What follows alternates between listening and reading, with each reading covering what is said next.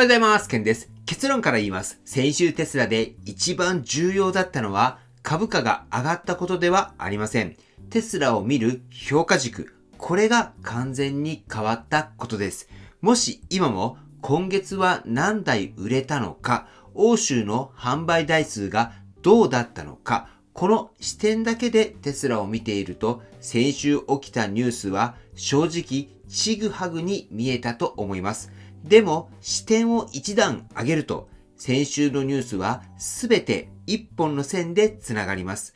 今日はこの1週間を振り返りながら、なぜ今テスラの評価軸、これが決定的に変わったのか、この点を分かりやすく整理していきたいと思います。まず、先週多くの人が感じたであろう違和感からです。欧州ではテスラの EV の販売が約 40% 減少しました。NHTSA による調査のニュースも出ました。普通に考えれば株価が崩れてもおかしくない材料です。それなのに株価は大きく崩れない。むしろアナリストは目標株価を引き上げています。正直よくわからない。そう感じた方も多かったと思います。でもこれは市場が間違っているわけではありません。僕たちの見方がまだ古いだけなんです。ここで一つ大事な言葉を整理します。それが評価軸です。評価軸っていうのは、この会社を何で判断しているのかというその基準のことなんです。これまでのテスラっていうのは EV の販売台数、利益率、成長率、こうしたいわゆる自動車メーカーとしての指標、これで見られてきました。しかし先週を境に市場が見ているものは明らかに変わりました。今、市場が見ているのは AI、FSD、自動運転、ロボタクシー、つまり現実世界を動かす AI としてのテスラなんです。この変化を象徴していたのが12月23日の出来事でした。サンフランシスコで大規模な停電が発生し、ウェイモのロボタクシーは一斉に停止をしました。一方で同じ時間帯、同じ街でテスラの FST 搭載車両は通常通り走行していました。ここで重要になってくるのは、どちらが優れているのかっていう話ではありません。重要なのは思想の違いです。ウェイモの自動運転は高精細マップ、通信、都市インフラ、こうしたものが正常に動いている世界を前提に設計されています。言い換えると、整った世界、ここで最適化された自動運転なんです。一方、テスラの FSD は違います。信号が壊れても、通信が切れても、周囲を見てその場で判断する。これは人間の運転に非常に近い考え方です。人間が運転できる世界ならば、AI も運転できる。この思想の違いが停電という非常事態ではっきりと可視化されました。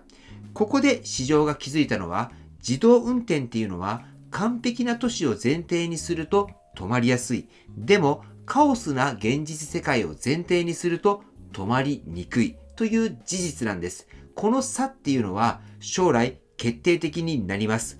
次に FST そのものの進化についてです。先週話題になったのが FST のバージョン14です。この FST のバージョン14について、あるロボティクスの専門家が物理的チューリングテストを通過した AI だと表現しました。少し難しい言葉ではありますが、簡単に言うと、人が横に乗っていて AI が運転していることを意識しなくなるレベルっていう意味です。速いかどうか、うまいかどうか、そういう次元を超えている。これはもう運転支援ソフトではありません。現実世界を理解し、判断し、行動する AI なんです。さらに重要なのが、テスラはソフトウェアだけで戦っていないっていう点です。FST のサングレア、いわゆる逆行問題、これに対してテスラは特許を出願しました。多くの AI 企業はデータとアルゴリズムだけで世界を理解しようとしています。でもテスラは違います。光の反射、太陽の角度、物理的な制約、こうした現実世界のノイズ、これをハードウェア側から潰しに行く AI、ハード、量産、この3つを同時にやっている会社はほとんど存在しません。だからこそ簡単に真似はできないんです。では、ここからロボタクシーの話に移ります。先週、ヨーロッパと中国で非常に対照的な動きがありました。まず、ヨーロッパです。テスラは FSD を使った実証を始めていますが、派手なデモは一切していません。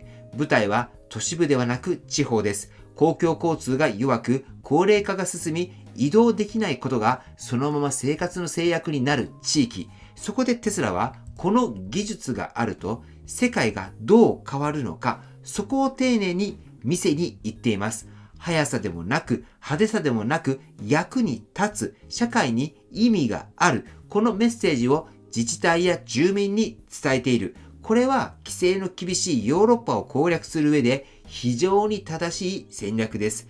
一方で中国です。テスラ中国はロボタクシー関連の求人を静かに出しました。派手な発表はありません。でも求人内容を見ると、低電圧系、回路、基盤設計、ロボタクシーの神経系と表現されていました。これは実験段階の話ではありません。実際に動かす前提の準備です。中国ではできる直前まで語らないという文化があります。だからこそ、この静かな求人はやる前提で準備しているという非常に重たいサインなんです。では、ここでヨーロッパと中国を並べてみると、テスラが何をしているのかっていうのがはっきりします。ヨーロッパでは社会需要フェーズ、中国では実装準備フェーズ、同じ自動運転でも地域ごとにフェーズを分けて同時並行で進めている。これはグローバルロボタクシーを本気でやる企業の動きです。では、なぜ悪材料が出ても株価が崩れないのか。答えはシンプルです。市場が見ているのは短期の納車台数ではありません。規制ニュースでもありません。見ているのは FSD の完成度、ロボタクシーの社会実装までの距離、そしてそのスケーラビリティです。EV の販売 40% 減はノイズ。NHT SA の調査もノイズ。評価軸が変わった今、それらは主役ではないんです。今週を一言でまとめるならこうです。テスラは未来の話をする会社から社会に入り始めた会社になりました。そういったことを踏まえて最後に皆さんに問いかけたいと思います。もし特定の地域でロボタクシーが当たり前のように走り始めたとき、市場はそれを正しく評価できるのでしょうか？今テスラを車の会社として見ていますか？それとも現実世界を動かす AI の会社として見ていますか？この問いへの答えでテスラの株価の見方っていうのは大きく変わってくるんじゃないかなと思います。はい。では本日のコメントこちらを紹介します。今日は吉尾よしさんのコメントです。以前、ジャパネット高田の高田明元社長が言っていたのは、番組 MC として、例えばビデオカメラを紹介する場合、単にカメラのスペックや値段を言うのではなく、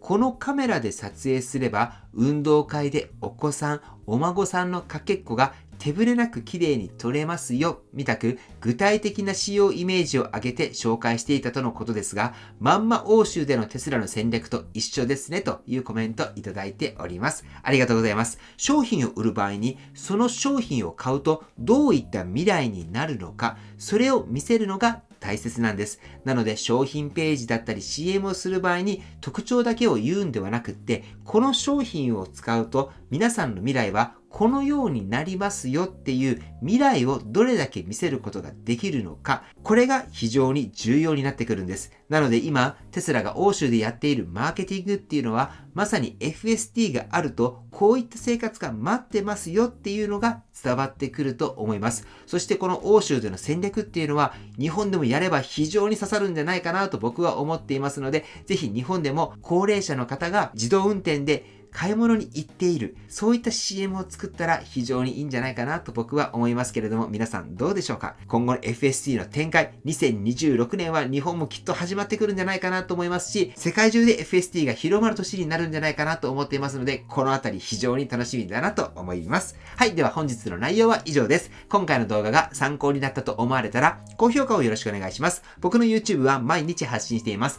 僕の YouTube をご覧になってもらえば、テスラの情報はほとんど網羅すると思いますので、チャンネル登録がまだの方はチャンネル登録の方をよろしくお願いいたします。では今日もご視聴していただきありがとうございます。テスラのある生活を楽しんでいきましょう。ではまた。